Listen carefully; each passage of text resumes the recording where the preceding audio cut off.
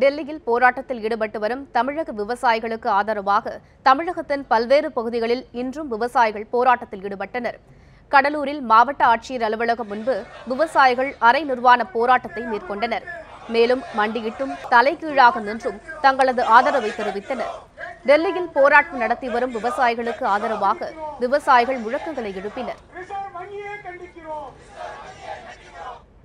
அரசிடம் அதிகாரத்தை பயன்படுத்தாமல் மண்டியிட்டு அவளிடத்தில் மண்டியிட்டு எங்கள் பிச்சையாக கட்டு எங்களுடைய கோரிக்கைகளை சொல்லியிருக்கின்றோம். இப்படி பல்வேறு நிலைகளில் இந்த போராட்டத்தினுடைய கோரிக்கைகளை அரசிடத்தில் தெரிவித்துக் கொண்டிருக்கின்றோம்.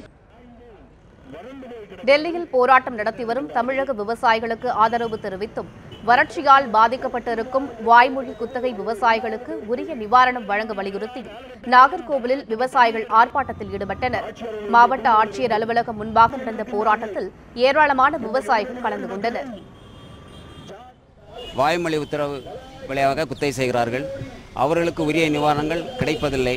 எனவே அவர்களுக்கும் உரிய நிவாரணம் கிடைக்க வேண்டும். காப்பீடு திட்டம் அவர்களுக்கும் விரிவுபடுத்த வேண்டும். மட்டுமல்ல, இன்றைக்கு விவசாய கூலிகள் எல்லாம் இந்த வேலை இல்லாமல் வாடுகிறார்கள். அவர்களுக்கும் நிவாரணம் வழங்க வேண்டும். அதோடு டெல்லியில் போராடுகின்ற தமிழக விவசாயிகளின் கோரிக்கைகள் ஏற்கப்பட வேண்டும்.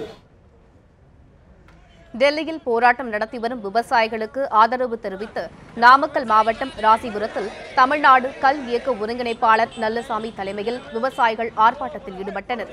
அப்போது அவர்கள் மத்திய அரசை கண்டித்து கண்டன முழக்கங்களை எழுப்பினர்.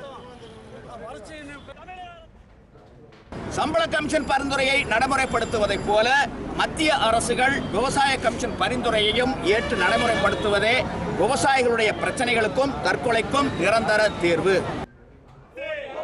டெல்லியில் தமிழக விவசாயிகளின் போராட்டத்தில் கலந்து கொள்வதற்காக அரியலூரில் இருந்து விவசாயிகள் 50 பேர் டெல்லி புறப்பட்டு சென்றனர்.